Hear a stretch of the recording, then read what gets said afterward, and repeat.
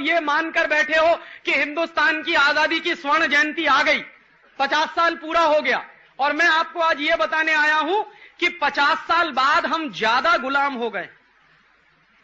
पहले गुलामी एक ईस्ट इंडिया कंपनी की थी, अभी हमारे देश में 4000 विदेशी कंपनियां हैं। और ये हो क्या रहा है, हमारे देश के बड़े बड़े नेता पैसा खाते हैं, रिश्वत खाते हैं और विदेशी कंपनियों को बुला के लाते हैं। कितना कितना पैसा खाते हैं, एक दो उदाहरण मैं आपको समझाऊं। हमारे देश में एक व्यक्ति है, उनका नाम है सुखराम। आजकल बहुत दुखी है। पता है क्यों दुखी है? एक दिन सीबीआई वाले उनके घर गए तो जिस बिस्तर पर वो सोते थे उसके गद्दे के नीचे से 4 करोड़ रुपया निकला।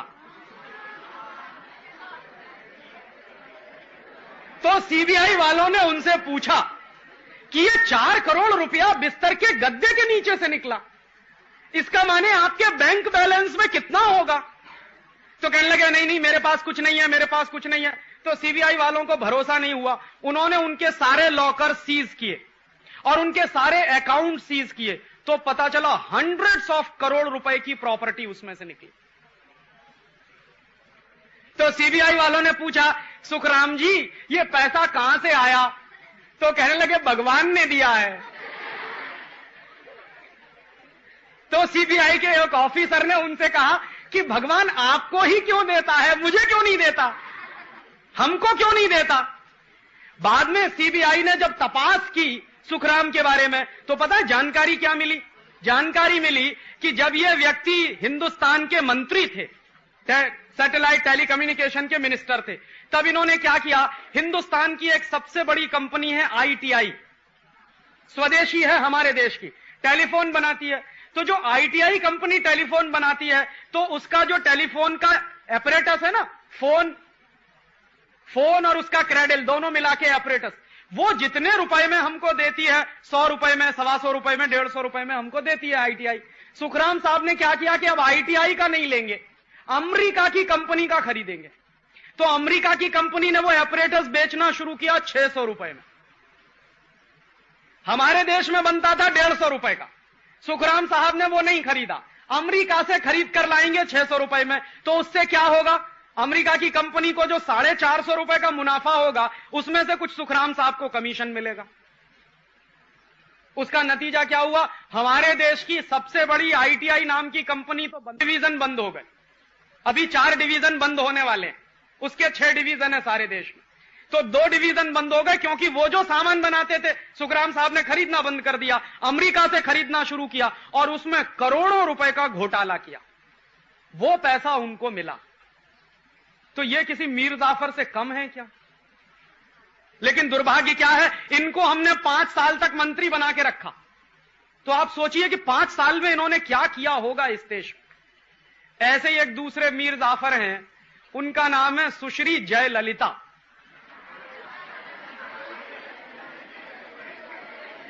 वो क्या थी, वो तमिलनाडु की मुख्यमंत्री थी। तो जब वो तमिलनाडु की मुख्यमंत्री थी ना, तो उसकी तनख्वाह मालूम है कितनी थी? पे उसकी ₹1.25 पर मंथ, ₹1.25 पर मंथ, ये उसकी सैलरी। और इतनी सैलरी पाने वाले बहन के घर में जब सीबीआई वाले पहुंचे तो क्या मिला पता? 40 किलोग्राम सोना, 800 किलोग्राम चांदी, 10,500 साड़ियां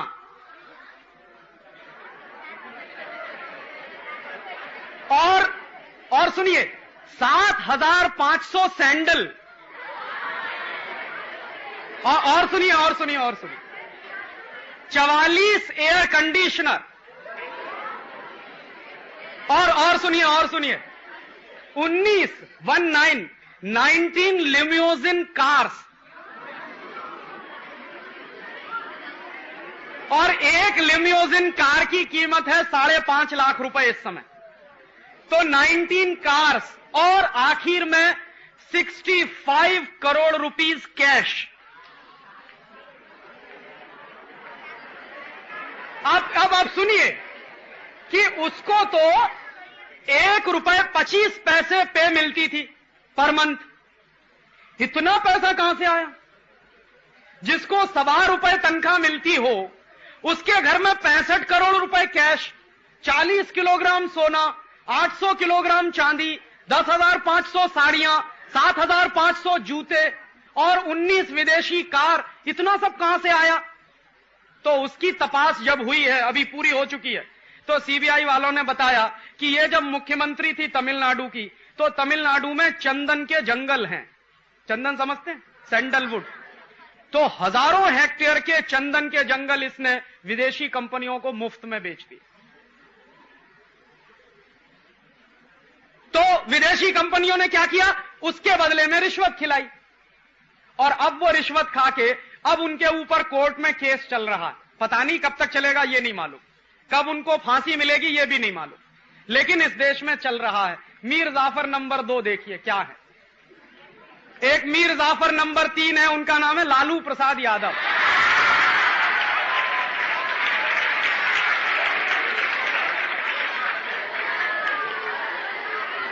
अब उन्होंने क्या किया है, सुनिए सुनिए सुनिए, वो इन दोनों के बाप हैं। उन्होंने क्या किया, 960 करोड़ रुपया हजम कर गए। माने इतने रुपए में बिहार के पशुओं को चारा मिलता, उनके लिए भोजन मिलता, गाय को, भैंस को, बकरी को, वो सारा का सारा चारे का पैसा वो खुद खा गए। जो चारा घोटाला हुआ ना, वो यही घोटाला है। और देखो क्या दुर्भाग्य है इस देश का कि जो आदमी 960 करोड़ रुपए की रिश्वत खाता है, वो 7 साल तक मुख्यमंत्री रहा, और अभी भी उसकी बीवी मुख्यमंत्री।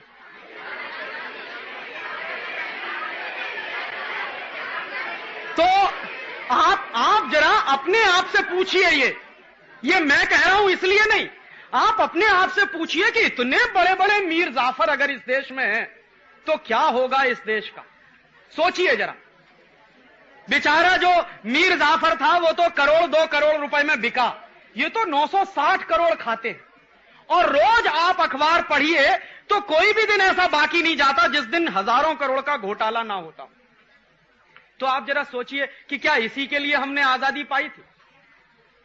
माने एक मीर जाफर के कारण 250 साल गुलाम हो गए। अब आजादी के 50 साल के बाद ऐसे ही मीर जाफरों को हिंदुस्तान में फिर से, और तब दोस्तों हम सबको यह सोचना पड़ेगा कि कुछ गड़बड़ हो रही है इस देश में। क्या गड़बड़ हो रही है? ये सारे के सारे बड़े नेता विदेशी कंपनियों को बुला बुला के उनसे रिश्वत खा खा के हिंदुस्तान को बेच रहे हैं। और क्या हो गया है, ये एक बाजू में है, दूसरे बाजू में एक और दूसरी बड़ी दुर्घटना इस देश में चल रही है कि जिन विदेशी कंपनियों को ये नेता बुलाकर लाते हैं, उनका सामान कौन खरीदता? हम सब लोग खरीदते। माने हम भी छोटे छोटे मीर जाफर हैं। तो क्या होता है कि विदेशी कंपनी का सामान हम खरीद कर लाते हैं, दुकानदार को पैसा देते हैं, दुकानदार क्या करता है, उस पैसे को विदेशी कंपनी को पहुंचाता है। विदेशी कंपनी चूंकि दूसरे देश से आई है तो वो आपके देश का पैसा अपने देश में ले जाती है। सवेरे से लेकर शाम तक जितने सामान इस्तेमाल करते हैं, उनमें से अधिकांश सामान विदेशी कंपनी के। सवेरे ही सवेरे सो के उठते हैं, चाय पीते हैं, लिप्टन टाइगर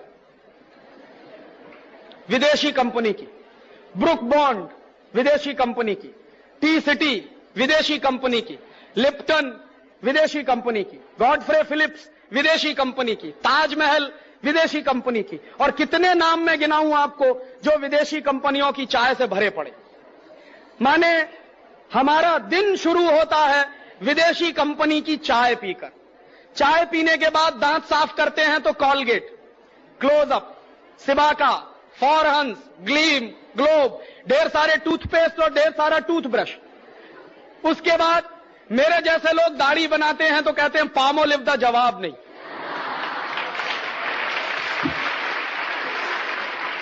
क्या कहते हैं साहब? कपिल देव कहता है। कपिल देव देश बेचने में लगा हुआ है, हम भी लगे हुए हैं उसके साथ साथ। तो घर घर में विदेशी कंपनी की शेविंग क्रीम, उनके साथ साथ ब्लेड, विल्किंसन सॉर्ड का, विल्टेक का, 7 o'clock का, after shave lotion, Old Spice का, और पता नहीं क्या क्या सब।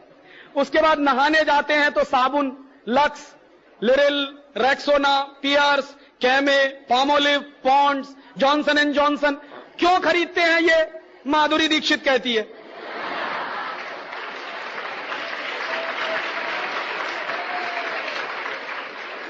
जिस पे ताली नहीं बजानी चाहिए उस पे ताली बजाते हैं। मानसिक गुलामी इतनी ज्यादा। तो घर घर में ये विदेशी कंपनी का साबुन आता है नहाने का। अब नहा लिया तो कपड़े धोने हैं तो भी विदेशी कंपनी का सर्फ, रिन, एरियल, व्हील, माइक्रो सिस्टम, 555, पता नहीं क्या क्या सब। और उसके बाद नहाकर धोकर घर के बाहर निकलते हैं तो कपड़ा पहनना है, रेंगलर का जीन्स, एडिडास का शर्ट, बटरफ्लाई का, बाटा का, प्यूमा का, लोटो का, कोल्ट का। और आजकल एक फैशन चल गया। पहले मैं जब विद्यार्थी था तो एक फैशन चला, एक विदेशी कंपनी आई, उसने एकदम टाइट जीन्स और एकदम टाइट शर्ट बेचना शुरू किया। तो सारे देश में फैशन चल गया, एकदम टाइट जीन्स और एकदम टाइट शर्ट। और इतना चुस्त होता था कि चढ़ता नहीं था। तो क्या होता था, मैं देखता था कि मेरे हॉस्टल के लड़के जमीन पर लेट लेट के चढ़ाते थे।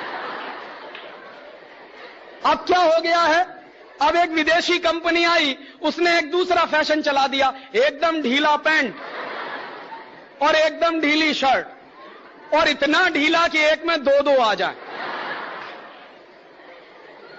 अब आप किसी से पूछो कि भाई क्या पहने हुए हो, कहेंगे बैगी है। बैगी का माने क्या है हमको नहीं मालूम, बस पहने हुए। अंग्रेजी में एक शब्द होता है, उसको कहते हैं बैगर। बैगर का माने होता है भिखारी। और अमेरिकन इंग्लिश में बैगर शब्द का एक कॉनोटेशन इस्तेमाल होता है, बैगी। बैगी का माने the man who appears to be a beggar, एक आदमी जो दिखने में भिखारी जैसा लगता हो।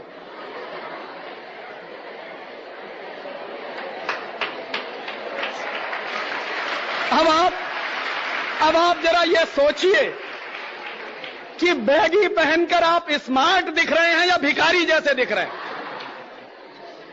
और एक मिनट भी सोचने की फुर्सत नहीं है कि हम क्या पहने हुए। जब मैं किसी नौजवान को बैगी पहने हुए देखता हूं तो पूछता हूं कि भाई काहे को ये लटकाए घूमते हो? तो कहता राजीव भाई शाहरुख खान पहनता है। तो मैं कहता हूं शाहरुख खान किसी दिन कुएं में गिरेगा तो हम भी गिरेंगे। माने इतनी 2 मिनट की अकल नहीं है हम। तो बैगी पहनते हैं, उसके बाद स्कूल कॉलेज जाते हैं। काम करने के लिए पेन पेंसिल भी विदेशी कंपनी की। और स्कूल कॉलेज जब निकलते हैं ना, उसके पहले बहुत लोग ये कहते हैं अरे यार अभी चार्ली का सेंट तो लगाया ही नहीं। फिर कोई कहता है यार अभी फेयर एंड लवली तो लगाई ही नहीं। काहे को चाहिए फेयर एंड लवली? क्योंकि गोरेपन की क्रीम है। और मैं कहता हूं अगर फेयर एंड लवली लगा के सब गोरे हो जाते तो दक्षिण भारत में तो कोई काला नहीं होना चाहिए।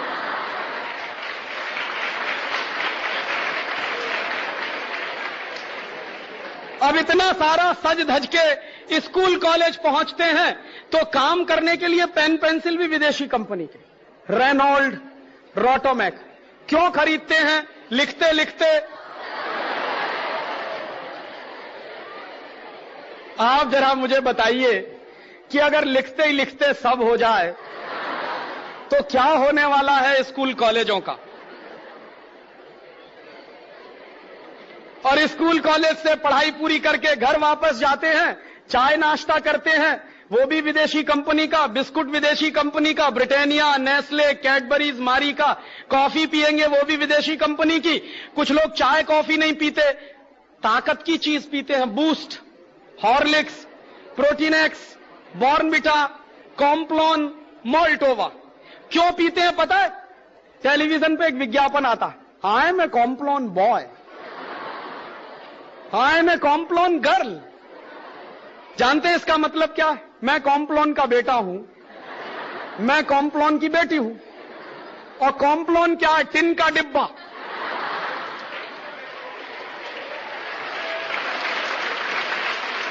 अब आप जरा मुझे ये बताइए कि क्या टिन के डिब्बा के भी बेटा बेटी हो सकते हैं? माने 100% इडियोसिटी। और उस इडियोसिटी का पेमेंट कौन कर रहा है? हम कर रहे हैं। और उसी इडियोसिटी पर विदेशी कंपनियों का माल बिक रहा है। शाम को कभी बाजार में जाएंगे, प्यास लगेगी, Pepsi Cola, Coca Cola, Thums Up, Limca, Citra, इतना सारा पानी। फिर रात में घर वापस लौटेंगे, किसी बच्चे को भूख लगेगी तो कहेगा मम्मी मम्मी भूख लगी, तो मम्मी कहेगी बस 2 मिनट। वो मम्मी 2 मिनट में सड़े मैदे की मैगी बना के देगी, और उसको मैगी को खा के पेट नहीं भरता तो अंकल्स का चिप्स, रफल्स का चिप्स, हॉस्टेस का, टॉप रेमन का, विनीज का, इतना सारा माल सवेरे से लेकर शाम तक विदेशी कंपनियों का। आपके रसोई घर में विदेशी कंपनी घुस गई पूर्णा, माने अब नमक भी विदेशी कंपनी का खा रहे हैं। क्यों पता है? ताकि कभी नमक हरामी ना करें उनसे। नमक उनका खा रहे हैं, आटा उनका खा रहे हैं पूर्णा। माने इतना गिर गया है यह देश कि अब अपना नमक भी नहीं बना सकते, आटा भी नहीं बना सकते।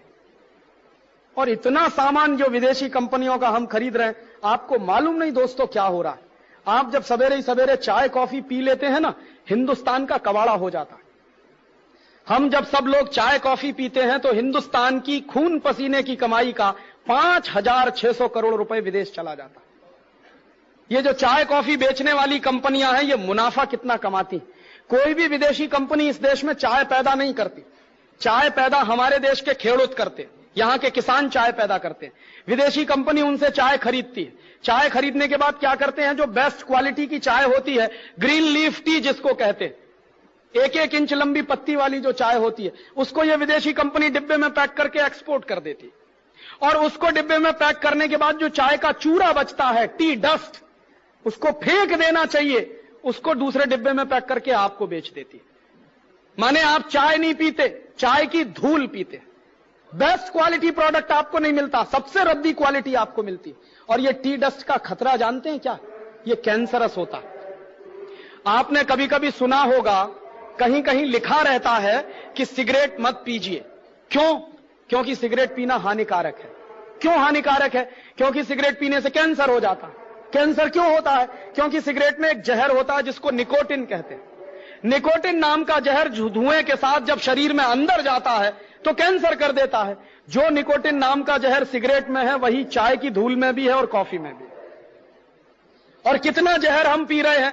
3 प्याला चाय जब हम पी लेते हैं तो 1 सिगरेट के बराबर जहर पी लेते हैं, और 1 प्याला कॉफी जब पी लेते हैं तो 1 सिगरेट के बराबर जहर हो जाता है। और ये चाय कॉफी पीने वालों की हालत क्या हो जाती है, जो रोज चाय कॉफी पीते हैं, अगर उनको एक दिन चाय न मिले तो सिर में दर्द होने लगता है, शरीर में दर्द होने लगता है, काम करने का मूड नहीं होता, लेथार्जिक हो जाता है पूरा शरीर। जानते हैं क्यों?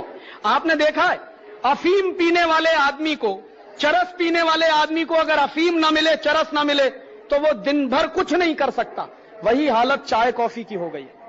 और यह चाय कॉफी मेडिकल साइंस की जानकारी के अनुसार हमारे देश के लिए जहर है। क्यों? क्योंकि हमारा देश गर्म देश है, और गर्म देश के लोगों में ब्लड प्रेशर वैसे ही हाई रहता है। चाय और कॉफी दोनों ब्लड प्रेशर को और हाई करती है। माने हम सब धीरे धीरे धीरे धीरे एक जहर पीते पीते कैंसर की स्थिति में पहुंच रहे हैं। एक नुकसान तो अपना कर रहे हैं, अपने शरीर का कर रहे हैं, जहर पी रहे हैं। दूसरा नुकसान हिंदुस्तान का कर रहे हैं, 5,600 करोड़ रुपया अपना दे रहे हैं, वो हिंदुस्तान के बाहर ले जा रहे हैं। और तब कहें कि राजीव भाई हम क्या करें? सिंपल सा फॉर्मूला है कि अगर आप चाहते हैं कि कैंसर के मरीज ना बने, आप चाहते हैं कि नशे का शिकार ना हो, आप चाहते हैं कि आपका दिमाग और शरीर पहले से ज्यादा अच्छा रहे, तो आज से चाय कॉफी बंद कर दीजिए। तो फिर आप कहेंगे क्या पिए? दूध पीजिए, गाय का पिए तो और अच्छा। कुछ लोग कहते हैं कि दूध नहीं पिएंगे, माने जो बेस्ट क्वालिटी प्रोडक्ट है वो ही नहीं पिएंगे, जहर पी लेंगे, दूध नहीं पिएंगे। दूध नहीं पी सकते हैं तो दही की छाछ पी लीजिए, दही की छाछ नहीं पी सकते तो नींबू का शरबत पीजिए, नींबू का शरबत नहीं पी सकते तो नारियल पानी पीजिए, नारियल पानी नहीं पी सकते तो संतरे का रस पीजिए, मौसम्मी का रस पीजिए, शिरडी का रस पीजिए, गन्ने का रस पीजिए। इतनी सारी चीजें पीने पिलाने के लिए हैं। और जिनके घर में कुछ नहीं है वो सादा गर्म पानी करके पी ले, बेस्ट क्वालिटी प्रोडक्ट। गर्म पानी पिएंगे तो 2 बीमारियों से बचेंगे, कभी पत्थर नहीं होगा, स्टोन नहीं होगा कभी। आजकल गॉल स्टोन और किडनी स्टोन की इतनी प्रॉब्लम बढ़ गई है, गर्म पानी पीने वालों को यह प्रॉब्लम सबसे कम रहती है। तो गर्म पानी पीने में कोई खर्चा नहीं है, आपका शरीर दुरुस्त रहेगा, मेहमान को भी वही पिलाइए और हिंदुस्तान का 5,600 करोड़ रुपए बचेगा। और तब एक बार एक विद्यार्थी ने मुझसे सवाल किया, हो सकता है आपके मन में भी सवाल आए कि राजीव भाई जितनी चाय कॉफी पैदा हो रही है वो किसान क्या करेंगे फिर? तो मैं उसके लिए यह सुझाव देता हूं कि जितनी चाय कॉफी पैदा हो रही है उसको 100% एक्सपोर्ट करेंगे। क्यों? दुनिया में जो ठंडे देश, अमेरिका, जर्मनी, फ्रांस, कनाडा, इन ठंडे देशों में चाय कॉफी की बहुत जरूरत है। उनको चाय कॉफी ना मिले तो वो मर जाएंगे, लेकिन उनके यहां चाय कॉफी होती नहीं है। तो हम सारी की सारी अगर उनको बेच दें तो क्या नतीजा निकलेगा? 10,000 करोड़ रुपए की आमदनी होगी, 5,600 करोड़ हमारा बचेगा, 10,000 करोड़ की इनकम होगी, 15,500 करोड़ नेट बचेगा हिंदुस्तान का। और ये कहा जाता है आज की अर्थव्यवस्था में कि पैसा बचाना पैसा कमाने से ज्यादा महत्वपूर्ण है। तो अगर ये 15,500 करोड़ बचेगा हमारा और 1 करोड़ रुपए में हम एक कारखाना लगाएं और एक कारखाने में 100 आदमी को काम मिले तो 1.5 लाख लोगों को हम काम दे सकते हैं। अगर हम चाय कॉफी बंद कर दें तो चाय कॉफी बंद करिए, हिंदुस्तान का भला हो जाएगा, आपका भला हो जाएगा। ऐसे ही एक दूसरा छोटा सा सुझाव, हम लोग ब्रश करते हैं कॉलगेट, क्लोजअप, सिवा का फॉरेंस। क्यों करते हैं? क्योंकि सांस की बदबू दूर करता है, दांतों की सड़न दूर करता है। तब आप कभी कभी ये सोचिए कि जब कॉलगेट नहीं होता था तो सबके दांत सड़ जाते होंगे शायद, और सबकी सांस में बदबू आती होगी। और हमारे दादा दादी के जमाने में तो कॉलगेट होता नहीं था, तो अपने दादा दादी से पूछिए कि आप तो कॉलगेट करते नहीं थे, तो दादा दादी साथ बैठते थे कि नहीं बैठते थे? और तब आपको जवाब मिलेगा कि हमारे दादा दादी नीम का दातुन करते, बबूल का दातुन करते। क्यों करते हैं? दुनिया में सबसे इंटेलिजेंट लोग हैं जो नीम का दातुन करते हैं। कारण जानते हैं क्या? पहला कारण मैंने शुरू में बताया, नीम का पेड़ ऑक्सीजन देता।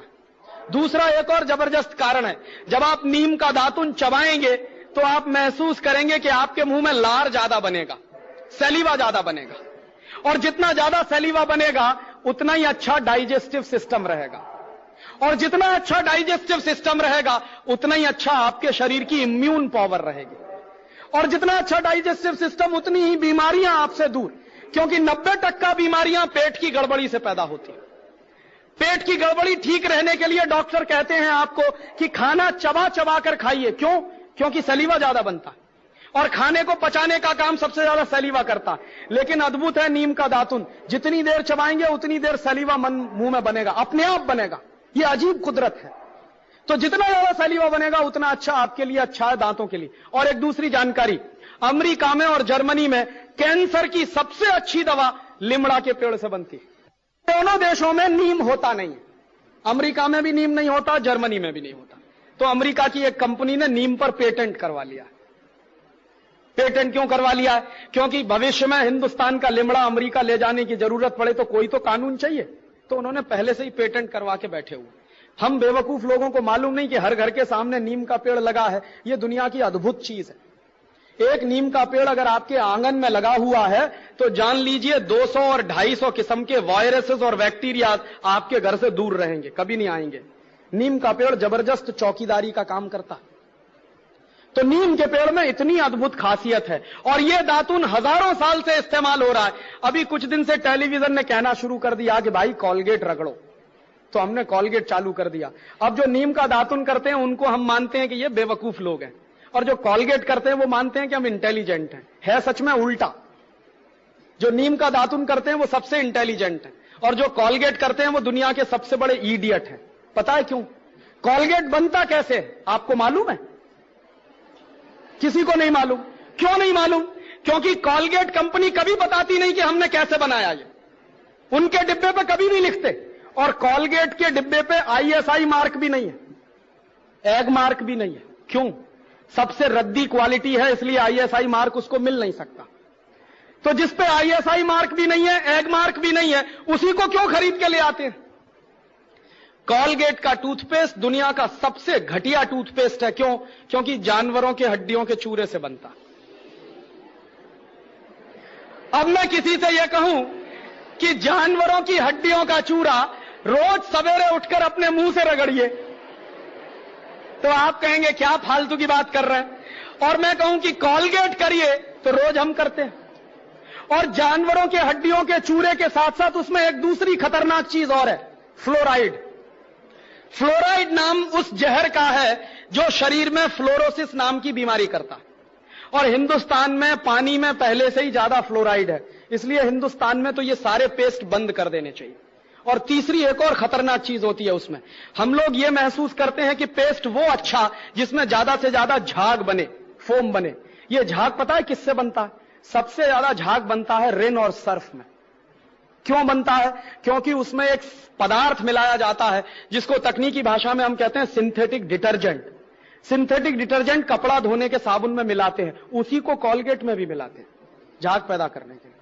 तो मैं आपसे कहूं कि कपड़ा धोने के साबुन से दांत साफ करिए, क्योंकि उसमें सबसे ज्यादा झाग पैदा होता है। और हमारे देश में तो कुछ लोग ऐसे हैं जो आधा आधा घंटे रगड़ते रहते हैं क्योंकि झाग निकालना है उनको। दुनिया का सबसे रद्दी पेस्ट आप इस्तेमाल कर रहे हैं। और एक आखिरी जानकारी इसी के बारे में, मैं जब यूरोप में घूमता था तो मुझे एक बात पता चली कि यूरोप के लोगों के दांत सबसे ज्यादा खराब है। सबसे गंदे दांत दुनिया में अगर किसी के हैं तो यूरोप के लोगों के। और वहां क्या है, हर दूसरा तीसरा आदमी दांतों का मरीज है, हर दूसरा तीसरा आदमी। और सबसे ज्यादा संख्या डॉक्टर जो हैं वहां वो दांतों के, अमेरिका में भी। तो मैं एक बार, एक डॉक्टर थे, डॉक्टर जुकरसन, मैंने उनसे पूछा कि आपके देश में दांतों के मरीज क्यों हैं इतने, और आपके देश में दांतों के डॉक्टर क्यों हैं इतने? तो कहने लगे कि हम दांतों के मरीज इसलिए हैं क्योंकि पेस्ट रगड़ते हैं। तो मैंने कहा बेस्ट क्वालिटी क्या है? कि वो तो हमारे देश में होती नहीं, तुम्हारे देश में होती है, नीम का दातुन। तो मैंने कहा आप क्या करते हैं? कि जब से मुझे पता चला नीम का दातुन बेस्ट क्वालिटी है, मैं हिंदुस्तान से मंगवाता हूं। तो यहां से जाता है, वो करते हैं, और हम ईडियो सिटी में कॉलगेट रगड़ते हैं। और जो कॉलगेट पेस्ट आपके देश में बिकता है ना, वो अमेरिका में नहीं बिकता। ये कंपनी अमेरिका की, लेकिन फ्लोराइड वाला टूथपेस्ट वो ये यहां बेचते हैं, अमेरिका में नहीं बेचते। क्यों? पाबंदी लगी हुई है वहां। डॉक्टर मना करते हैं कि इसको मत करिए, फ्लोरोसिस नाम की बीमारी हो जाएगी। और जिस टूथपेस्ट को वहां मना किया जाता है वो ही इस देश में सबसे ज्यादा बिकता है। तो इसलिए मैं आपसे एक आखिरी निवेदन कर रहा हूं कि आज के बाद ये टूथपेस्ट बंद कर दीजिए। तो आप कहेंगे राजीव भाई फिर क्या करें? नीम का दातुन करिए, बबूल का दातुन करिए, बेस्ट क्वालिटी है। कहां से मिलेगा? बंबई के हर स्टेशन के सामने मिलता। ये गरीब लोग हैं ना, आप देखो नीम का दातुन बेचते हैं, बबूल का दातुन बेचते हैं। अगर इनका दातुन आप खरीदोगे तो आपका पैसा किसी गरीब के पास जाएगा, तो इस देश के गरीबों को रोजगार मिलेगा। और उन गरीब लोगों से दातुन आप जो खरीदोगे, एक दातुन कम से कम 1 हफ्ते चल सकता है। कैसे? आप चबाइए, जितना करें उतना काट के निकाल दीजिए, पानी में डाल के रखिए, दूसरे दिन भी काम आएगा। एक बार मैं ये बोल रहा था तो आईआईटी में एक लड़का खड़ा हो गया, कहने लगा राजीव भाई क्या उल्टी उल्टी बात करते हैं, एक ही नीम के दातुन को हम कितनी बार करें? तो मैंने कहा भाई जरा ये बताओ कि एक टूथब्रश को कितनी बार करते हो? एक दिन करते हैं, धो के रख देते हैं, फिर दूसरे दिन करते हैं, फिर धो के रख देते हैं, साल भर तक रगड़ते रहते हैं एक टूथब्रश को, तो गंदा नहीं लगता। और एक नीम का दातुन मैं कह रहा हूं हफ्ते भर रगड़ो तो गंदा लगता। तो उस लड़के ने जानते हैं क्या जवाब दिया? सच में राजीव भाई हमारा दिमाग तो एकदम उल्टा हो गया। तो मैंने कहा ये दिमाग तुम्हारा उल्टा पता है किसने बनाया? टेलीविजन ने। उसको तुम टेलीविजन कहते हो, मैं उसको इडियट बॉक्स कहता हूं। और क्या इडियोसिटी दिखाता जानते हैं? 2 पति पत्नी साथ साथ चल रहे हैं, थोड़ी देर के बाद पत्नी मुंह फेर लेती है, कहती है कैसे कहूं इनकी सांस में बदबू आती है। तो उसकी सहेली कहती है चल मेरे साथ। दोनों डॉक्टर के पास जाते हैं। डॉक्टर साहब कहते हैं अरे कॉलगेट का सुरक्षा चक्र तो अपनाया नहीं, सांस में बदबू तो आएगी। फिर उनके घर में कॉलगेट आ जाता है। उनके मिस्टर जिनकी सांस में बदबू आती है वो कॉलगेट रगड़ते हैं। कॉलगेट रगड़ने के बाद दिखाते हैं उनकी पत्नी उनके नजदीक आ जाती है। नीचे एक लाइन लिखते हैं दूरियां नजदीकियां बनी। जानते हैं इसका मतलब क्या है? इसका मतलब है कि 2 पति पत्नी अगर कॉलगेट नहीं करेंगे तो दूर दूर रहेंगे, कॉलगेट करेंगे तभी नजदीक आएंगे। अब आप मुझे बताइए कि इससे बड़ी इडियोसिटी कोई दूसरी हो सकती है? भारतीय संस्कृति में पति पत्नी का रिश्ता परस्पर प्रेम, परस्पर विश्वास, परस्पर सद्भाव पर टिका होता है। टेलीविजन सिखा रहा है कि नहीं कॉलगेट पेस्ट पर टिका हुआ है। और इसलिए इस 100% इडियोसिटी से बाहर आ जाइए। फायदा जानते हैं क्या होगा? अगर आप लिमड़ा का दातुन खरीदें, हम सब एक साल में कितना पेस्ट खरीदते हैं मालूम है? सारे देश में 200-250 करोड़ रुपए का पेस्ट खरीदा जाता साल भर में। अगर ये 200-250 करोड़ का लिमड़ा का दातुन खरीदना शुरू कर दें तो इस देश के कितने गरीबों को काम मिल जाएगा। और तब आप कहेंगे राजीव भाई अगर हम सब लिमड़ा का दातुन करना शुरू करें तो नीम का झाड़ तो खत्म हो जाएगा। तब मैं आपको एक दूसरा फॉर्मूला दे के जा रहा हूं कि आपका जब जन्मदिन होता है ना तो क्या करते हैं? केक लेके आते हैं, मोमबत्ती जलाते हैं, फिर फूक मार के सब बुझाते हैं। हमारी भारतीय संस्कृति में दीपक कब बुझाया जाता है? जब किसी की मौत हो जाती है। हम क्या करते हैं? जन्मदिन पे ही दीपक बुझा रहे हैं, माने मरने की तैयारी कर रहे हैं।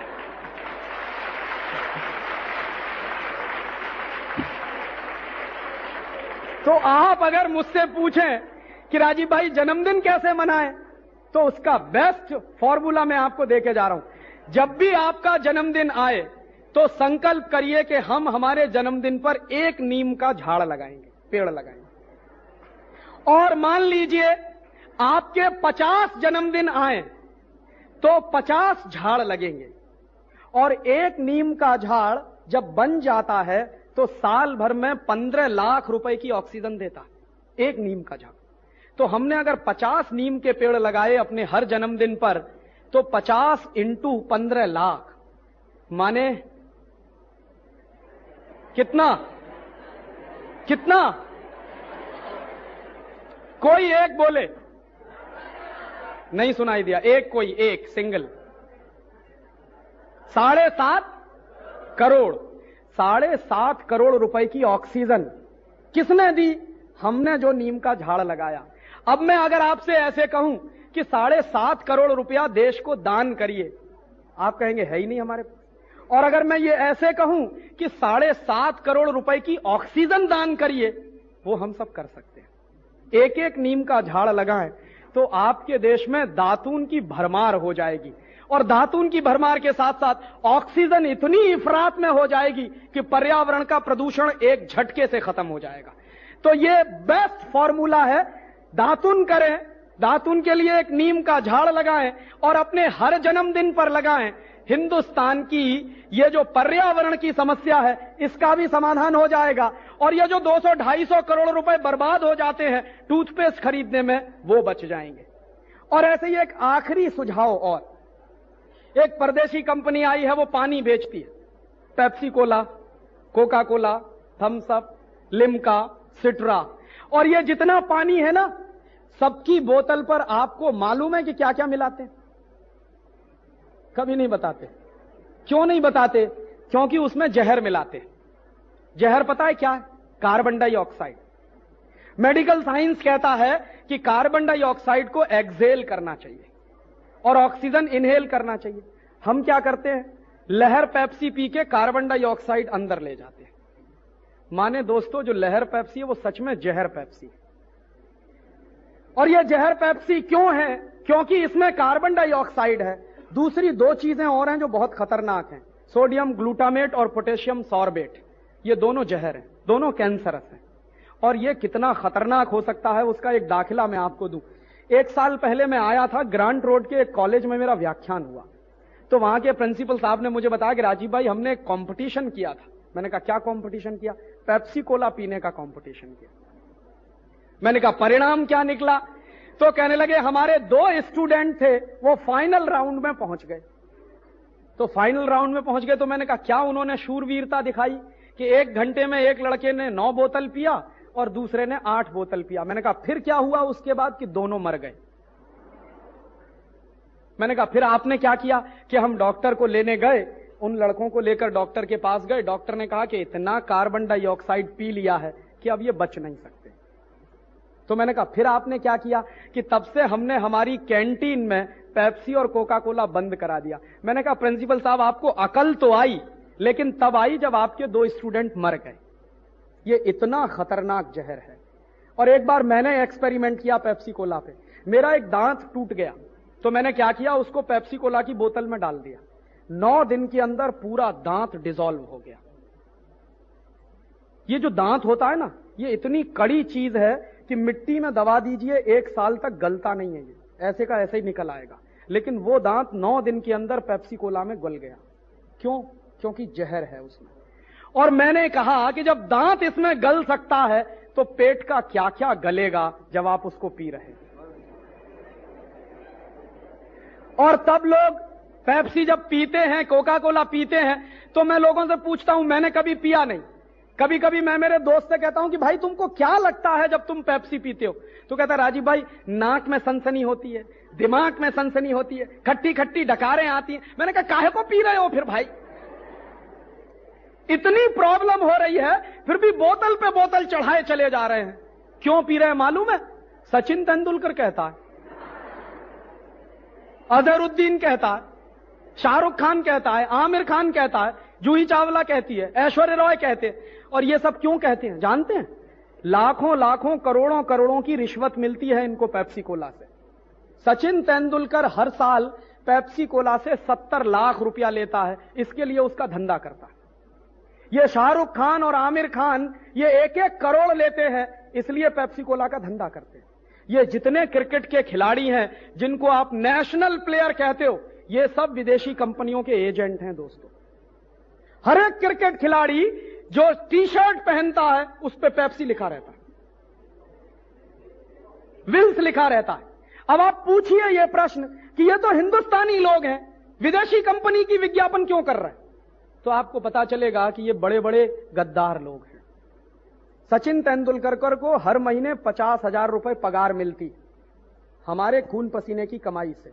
ये पगार हम उसको क्यों देते हैं? क्रिकेट खेलने के लिए। उसमें भी उसका पेट नहीं भरता तो विदेशी कंपनी का विज्ञापन करता। ये नेता ही देश बेचने में नहीं लगे हुए हैं, ये क्रिकेट के खिलाड़ी भी देश बेच रहे हैं। और ये रात दिन जानते हैं क्या हो रहा है? हिंदुस्तान की क्रिकेट टीम 2 ही कंपनियों का सबसे ज्यादा विज्ञापन करती है, पेप्सी कोला या विल्स। और ये दोनों कंपनियां क्या नुकसान कर रही हैं? पेप्सी कोला हिंदुस्तान से हर साल 240 करोड़ रुपए कमा कर ले जाता है अमेरिका। जहर बेचते हैं और यहां से 240 करोड़ अमेरिका चला जाता है। और उस 240 करोड़ में क्या हो सकता है आपको मालूम है? हिंदुस्तान के 2 लाख गांवों को पीने का पानी मिल सकता है। इस देश में आजादी के 50 साल के बाद 2 लाख गांवों में पीने का पानी नहीं है। ये सरकार के आंकड़े, मेरे नहीं। और करोड़ों करोड़ों लोग पीने के पानी से प्यासे हैं। गुजरात में मैंने मेरी आंखों से देखा है, कच्छ में इतनी जबरदस्त पानी की कटोकटी है कि 1-1 घड़ा पानी लेने के लिए 15-15 किलोमीटर बहनें पैदल चलकर जाती। 1-1 गांव मैंने देखा है जहां 4-4 दिन में 1 बार पीने का पानी आता है। तमिलनाडु और कर्नाटक में पीने के पानी की इतनी कटोकटी है कि दोनों प्रदेश झगड़ा करने को तैयार। कावेरी का पानी हमको मिले कि हमको मिले। सारे देश में 2 लाख गांवों में पीने के पानी की भयंकर कटोकटी है, तो हमारी सरकारें क्या कर रही हैं? उन 2 लाख गांवों में पीने के पानी की कोई व्यवस्था नहीं है, पेप्सी कोला गांव गांव में बिकवा रहे हैं। और ये जो पेप्सी कोला का पैसा हम दे रहे हैं, जो अमेरिका चला जाता है 240 करोड़ रुपया, अगर ये ना जाए अमेरिका, माने इस देश में पेप्सी कोका कोला जैसे बंद हो जाए, तो इस देश में लाखों गांवों को पीने का पानी मिल सकता है। और यही देश की सच्ची स्थिति। और तब आप कहेंगे, और मैं आपको एक फॉर्मूला देके जा रहा हूं कि जब भी आपके हाथ में पेप्सी या कोका कोला की बोतल आए, तो आप पहले हिंदुस्तान के उन करोड़ों भाई बहनों का चेहरा याद करिए जिनको पीने का पानी नहीं मिलता और आप पेप्सी और कोका कोला पी रहे हैं। तो आपको आपके हाथ कांप जाएंगे कि मैं इतना बड़ा नेशनल क्राइम कर रहा हूं कि देश में पेप्सी कोका पी के करोड़ों रुपया अमेरिका भेज रहा हूं। और कितना पैसा आप इस कंपनी को देते हैं? पेप्सी की 1 बोतल 70 पैसे में तैयार होती है और बाजार में 8.5-9 रुपए की बिकती है। अंदाजा लगाइए कितना पैसा हम देते हैं। तो जब आपके हाथ में पेप्सी और कोका कोला आए, तो करोड़ों भाई बहनों को याद करिए जिनको पीने का पानी नहीं मिलता। और फिर भी आप अगर पेप्सी और कोका कोला पी लें, तो आपसे बड़ा गद्दार इस देश में कोई दूसरा नहीं है। ये मेरा फॉर्मूला। और एक दूसरी बात आपसे और कह के जा रहा हूं कि जो लोग इस देश में पेप्सी कोला कोका कोला की बिक्री बढ़ाने में लगे हुए, उनको मैं बहुत बड़ा गद्दार मानता हूं। और ये सारे के सारे नेशनल क्रिकेट प्लेयर इसी काम में लगे। तो आप कम से कम इनको एक चिट्ठी तो लिखो खुलकर, तुमको हमने क्रिकेट का खेल खेलने के लिए कैप्टन बनाया, अब तुम पेप्सी कोला बेच रहे हो। और पेप्सी कोला बेचते बेचते अब जूता बेचना चालू कर दिया उसने, एक्शन का।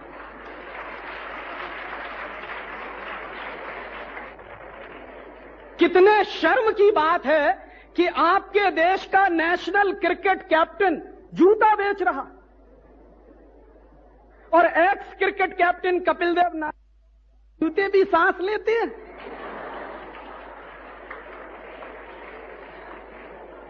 और इनको मालूम नहीं है कि जब जूते सांस लेते हैं तो भारत माता की सांस निकल जाती है। ये जूते बेचने वाली जो विदेशी कंपनियां आई हैं, हिंदुस्तान से सैकड़ों करोड़ रुपए कमा कर ले जाती हैं। उसका नतीजा जानते हैं क्या होता है? हिंदुस्तान के लाखों लाखों मोची बर्बाद हो गए जिनका जूता नहीं बिकता बाजार में। लाखों लाखों मोची बर्बाद हो गए। मेरे अपने इलाहाबाद शहर की बात मैं कर रहा हूं, मैंने सर्वे कराया। जब से बाटा कंपनी का जूता बिकना शुरू हुआ मेरे शहर में, 14,000 मोची बेकार हो गए मेरे अपने शहर में।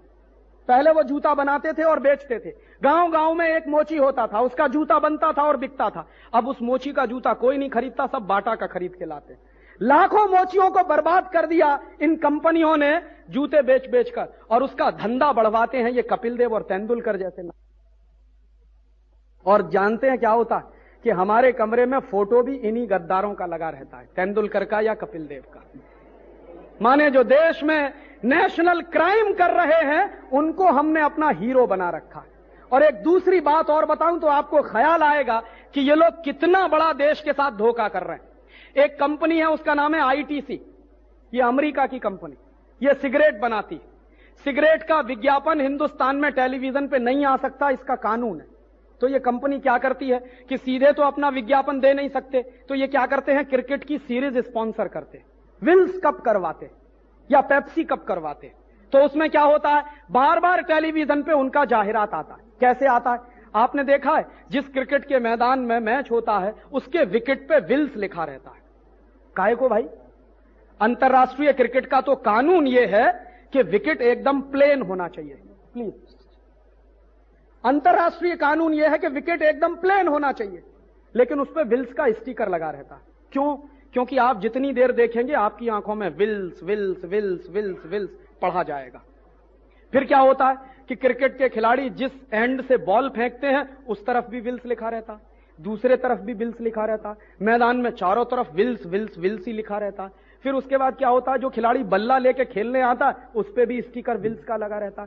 कम से कम आपने एक बार मैच देखा तो 100 बार विल्स का नाम आपको याद हो गया। यह धंधा वो कर नहीं सकते थे जब एडवर्टाइजमेंट देते, तो उन्होंने क्रिकेट की सीरीज स्पॉन्सर कर दी। उसका नतीजा क्या हुआ, सारे देश में विल्स की सिगरेट की बिक्री बढ़ गई। कितनी सिगरेट बनाती है ये कंपनी? एक साल में 90 अरब सिगरेट बनती है। और 90 अरब सिगरेट बनती है तो कबाड़ा क्या होता है देश का? इस कंपनी की जब 500 सिगरेट बनती है तो एक पेड़ उसमें कट जाता है, और एक पेड़ कटने का माने 15 लाख रुपए की ऑक्सीजन का नुकसान। और यह कंपनी जब 90 अरब सिगरेट बनाती है तो इस कंपनी के सिगरेट बनाने के कारखानों के लिए 1400 करोड़ पेड़ हर साल कटते। अब वो जो 1400 करोड़ पेड़ कट जाते हैं, हर एक पेड़ 10-15 लाख रुपए की ऑक्सीजन देता है, अरबों रुपए की ऑक्सीजन खत्म हो जाती है। और उसके बाद एक तमाशा और होता है कि जब 90 अरब सिगरेट जलती है तो उसमें से कार्बन डाइऑक्साइड निकलती है, कार्बन मोनोऑक्साइड निकलती है, सल्फर डाइऑक्साइड निकलती है। और कितनी निकलती है? 90 अरब सिगरेट को अगर जलाया जाए तो 46,000 मीट्रिक टन जहरीली गैसें उसमें से पैदा होती। तो एक बाजू में ऑक्सीजन की बर्बादी, दूसरे बाजू में 46,000 मीट्रिक टन जहर पैदा हो रहा, और उस जहर को पी रहे हैं हम सब। जो सिगरेट पी रहा है वो भी मर रहा है, जो बाजू में बैठा है वो भी मर रहा है। इतना बड़ा तमाशा चल रहा है। और अमेरिका में यही जानकारी जब हो गई वहां की सरकार को, तो सिगरेट बनाने वाली कंपनियों पे अब पाबंदी हो गई। वहां टैक्स इतना बढ़ा दिया कि कोई सिगरेट बेचना मुश्किल हो गया। उन्हीं सिगरेट कंपनियों का जाहिरात प्लेयर कर रहा है। इनको आप इंडियन कहते हो? ये नेशनल लोग हैं। ये तो जिस थाली में खाते हैं उसी में छेद कर रहे हैं। और दुर्भाग्य से इन्हीं का मैच देखने के लिए हम टिकट खरीद के जाते हैं। क्रिकेट के खेल ने इस देश का कितना नुकसान किया है शायद आपको अंदाजा नहीं है। एक दिन का जब वनडे मैच होता है सारे देश में काम ठप हो जाता है। कर्मचारी काम नहीं करते, स्टूडेंट्स कॉलेज में नहीं आते, कोई काम नहीं होता, या तो टीवी पे बैठे रहते हैं या कमेंट्री सुनना चालू कर देते हैं, और वो कमेंट्री और टीवी के सामने जो नहीं बैठ पाते वो मैदान में चले जाते हैं। और हर दिन इस देश में 250 करोड़ रुपए का नेशनल लॉस होता है एक दिन के मैच में। हजारों करोड़ रुपए का दूसरा नुकसान है, 250 करोड़ का हमारा राष्ट्रीय नुकसान है एक दिन का, और हम 5-5 दिन के मैच देखते हैं। और वो मैच देखने से पता नहीं क्या मजा आता है। कई बार मैं लोगों से कहता हूं कि मैच देखने से अच्छा तुम खेल लेते तो शरीर में शायद शक्ति आ जाती। बैठे बैठे इडियट बने हुए देख रहे हैं, क्या कहते हैं, अरे साला आउट हो गया, अभी मैं जाता तो ऐसे मारता, तो बल्ला लेके पहुंच क्यों नहीं जाते वहां।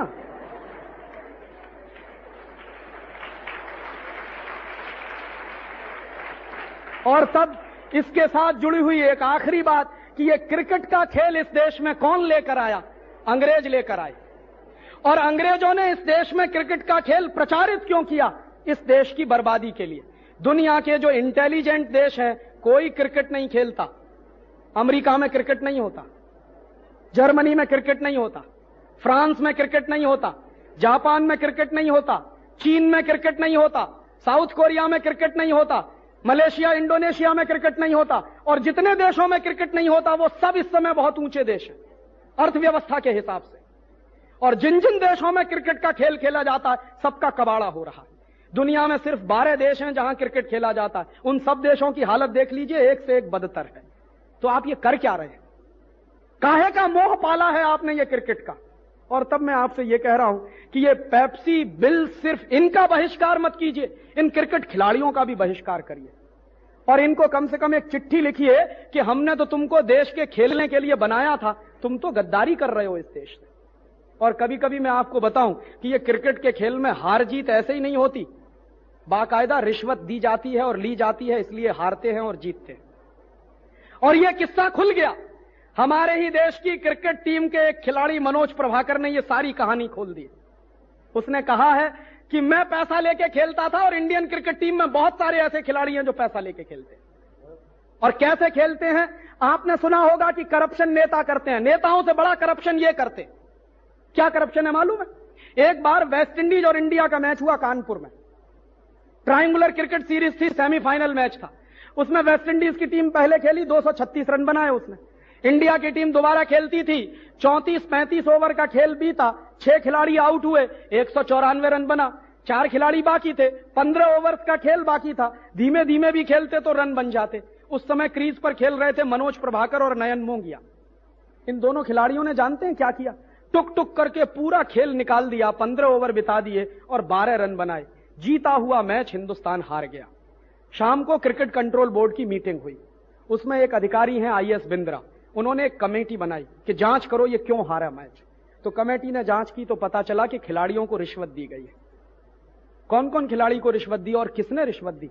आपको जानकारी दूं कि ये जितनी कंपनियां स्पॉन्सर करती हैं मैच को, ये सट्टा बाजार में करोड़ों करोड़ों रुपए लगाती है। क्रिकेट दोस्तों अब खेल नहीं है, जुआ हो गया है। और उस जुए में करोड़ों करोड़ों रुपए का सट्टा लगता है बाजार में। तो करोड़ों रुपए का सट्टा लगाया पेप्सी कोला ने और इन कंपनियों ने। सट्टा किस बात पे लगा था? कि फाइनल में वेस्ट इंडीज की टीम पहुंचेगी और अगर उस मैच में हिंदुस्तान जीत जाता तो उनका करोड़ों रुपया डूब जाता। इसके लिए उन्होंने दोनों खिलाड़ी को रिश्वत खिलाई और उन्होंने जानबूझकर मैच हार दिया। उसके बाद इन दोनों को बाहर कर दिया गया। बाद में नयन मोंगिया तो अभी भी खेलता, मनोज प्रभाकर बाहर है। बाहर आने के बाद उसने ये सारा किस्सा खोल दिया कि ये ऐसे होता है।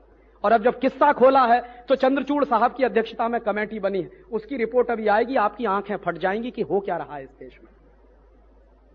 हम जिसको मनोरंजन का खेल कह रहे हैं वो इस देश का कितने सैकड़ों करोड़ रुपए की बर्बादी कर रहा है। इसलिए मेरा आपसे एक निवेदन और है कि इस क्रिकेट का बहिष्कार करिए, क्रिकेट के खिलाड़ियों का बहिष्कार करिए और उसके साथ साथ इन ये विदेशी कंपनियों का भी बहिष्कार करिए। और तब एक आखिरी बात और कि ये विदेशी कंपनियों का बहिष्कार कब होगा? ये विदेशी कंपनियों का बहिष्कार तभी हो सकता है जब आप अपने अपने घर का टेलीविजन बंद कर दें। क्यों?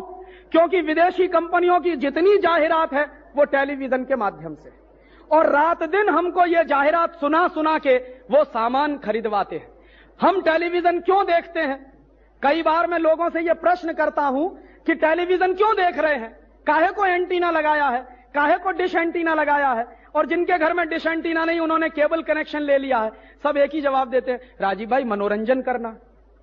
तो मैं कहता हूं ठीक है भाई मनोरंजन करिए। तो मनोरंजन करते हैं तो क्या देखते हैं? घर के छोटे छोटे बच्चे, उनके साथ उनके मम्मी पापा, उनके साथ उनके दादा दादी, तीनों पीढ़ियां एक साथ बैठकर टेलीविजन पे चित्रहार देखती। चित्रहार में गाना कौन सा आता है? चोली के पीछे क्या है। हंसिए मत, इसको गंभीरता से सुनिए। चीज बड़ी है मस्त मस्त। और कभी कभी मैं आपसे पूछूं, अगर दिल पे हाथ रख के बताइए कि चोली के पीछे क्या है, ये गाना आपका मनोरंजन करता, या चीज बड़ी है मस्त मस्त ये गाना आपका मनोरंजन करता? और अगर ये गाना आपका मनोरंजन करता है तो कितने लोगों में इतनी हिम्मत है जो अपनी मां से पूछ सकें, बोल तेरी चोली के पीछे क्या है? और कितने लोगों में ऐसी हिम्मत है जो अपनी बड़ी बहन के सामने ये कह सके कि तू चीज बड़ी है मस्त मस्त? और दोस्तों, ये गाने आपका मनोरंजन नहीं कर रहे हैं, ये गाने आपका चरित्र खलास कर रहे हैं। वो चित्रहार नहीं है, वो चरित्रहार है। और जिसको मनोरंजन के नाम पर आपने अपने घर में बुला लिया है, ये टेलीविजन आपका मनोरंजन नहीं कर रहा है, आपके मन में एक अजीब तरह की वल्गैरिटी और ऑब्सिनिटी को जन्म दे रहा है। और दुनिया में दो बहुत खतरनाक होती हैं। एक बीमारी होती है जिसको सेक्स की वल्गैरिटी मैं कहता हूं। रात दिन ये टेलीविजन आपको जो कुछ दिखाता है वो सेक्स की वल्गैरिटी है। और ये सेक्स की वल्गैरिटी देखते देखते देखते देखते एक दिन हिंदुस्तान के नौजवान नवयुवतियां भी वही करने लगते हैं जो उस पर दिखाते हैं। क्या हो रहा है हमको? कहां जा रहे हैं हम? इस भारतीय समाज में, भारतीय संस्कृति में बचपन से हमको सिखाया जाता है, if character is lost everything is lost, if wealth is lost nothing is lost, if health is lost something is lost, but if character is lost everything is lost. तो ये जो कुछ आप टेलीविजन पर देख रहे हैं वो आपके चरित्र को बर्बाद करने की एक साजिश है। और ये साजिश किसने बनाई है? ये विदेशी कंपनियां जानती हैं कि हिंदुस्तानी माटी में नौजवानों में इतनी खुमारी है कि कोई विवेकानंद हो जाता है, कोई दयानंद हो जाता है, कोई तिलक पैदा हो जाता है, कोई भगत सिंह हो जाता है। तो अगर तिलक पैदा हो गया, भगत सिंह हो गया, विवेकानंद आ गया, दयानंद आ गया, तो इन विदेशी कंपनियों को मार मार के भगा देगा। तो उनको डर लगता है। तो इसके लिए वो टेलीविजन लेकर आए हैं अपने साथ में कि हिंदुस्तान के नौजवानों को एक मीठी नींद की गोली दे के सुला दो, इनमें से कोई विवेकानंद ना बनने पाए। और आपके सामने आदर्श क्या रखा जाता है? आपके सामने विवेकानंद का आदर्श नहीं रखा जाता, नालायक संजय दत्त और शाहरुख खान जैसे लोगों के आदर्श रखे जाते हैं। और यह कितनी खतरनाक व्यवस्था है। कई बार मैं लोगों से पूछता हूं, छोटे छोटे बच्चे 3-3 साल की उम्र से, 4-4 साल की उम्र से, 5-5 साल की उम्र से यही सब देख रहे हैं। और ये छोटे छोटे बच्चे अगर रोज दिन में 4 घंटे 5 घंटे टीवी देखें और सिनेमा देखें तो जानते हैं क्या होगा? 20 साल की उम्र तक पहुंचते पहुंचते हर बच्चे को कम से कम 30,000 बार मर्डर के सीन दिखाए जाएंगे।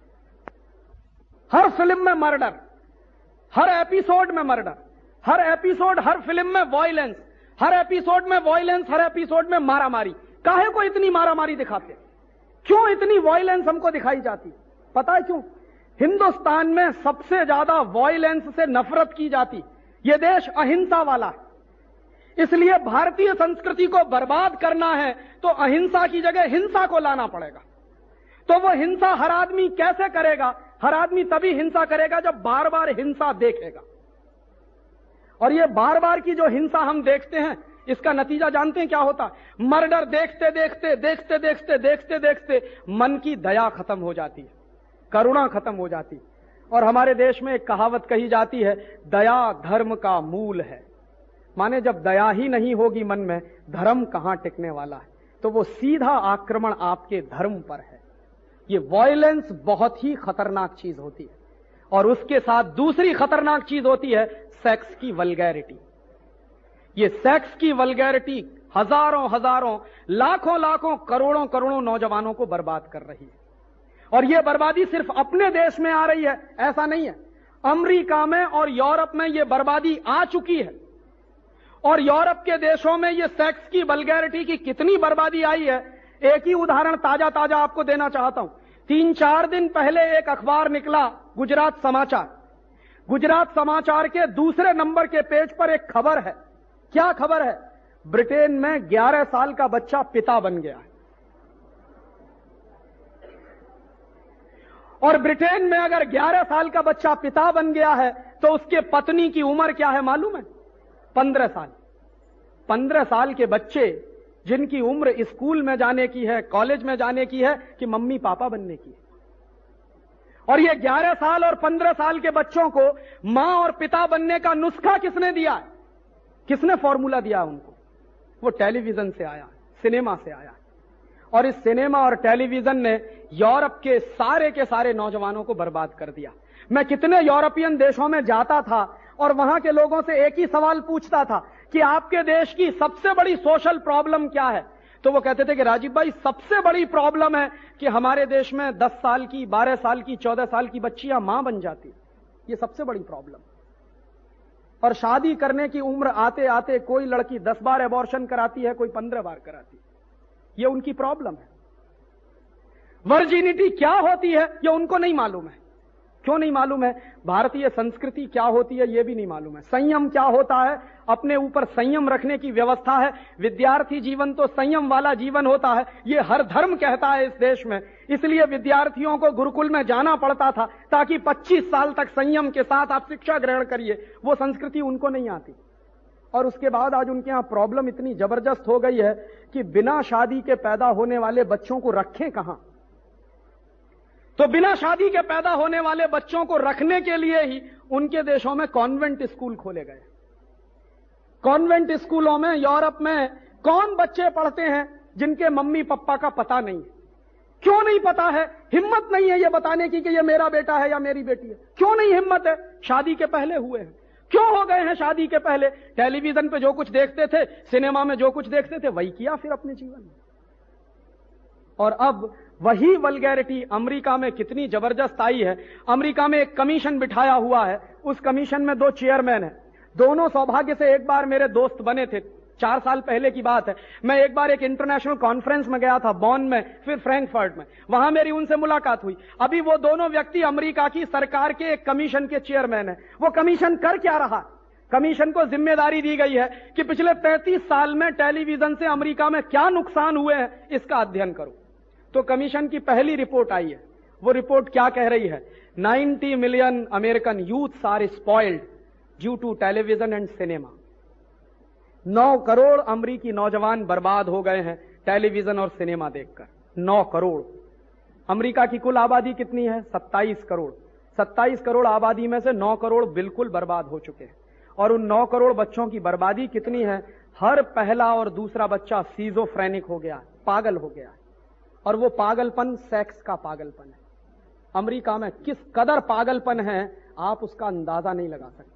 यहां से दिखने में लगता है कि अमेरिका बहुत ऊंचा देश है, बहुत तरक्की वाला देश है। आपको मालूम नहीं है अमेरिका दुनिया में वो देश है जहां 1 मिनट में सबसे ज्यादा बलात्कार होते हैं बहनों के ऊपर। 1 मिनट में सबसे ज्यादा रेप केसेस अमेरिका में होते हैं।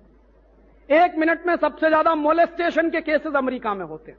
और अमेरिका में कुछ शहर तो ऐसे हैं जहां शाम को 6 बजे अगर कोई लड़की निकल जाए तो लौटने वाली नहीं है। कितने लोग उसके साथ गैंग रेप करेंगे उनको खुद नहीं पता रहता। ये इतनी हैवानियत और इतना राक्षसीपन कहां से आ रहा है? वो टेलीविजन सिखा रहा है, वो सिनेमा सिखा रहा है। और वो टेलीविजन और सिनेमा अब हमारे देश में आ रहा है। जो बर्बाद कर चुके हैं अपने नौजवानों को, वो अब हमको बर्बाद करने आ रहे हैं।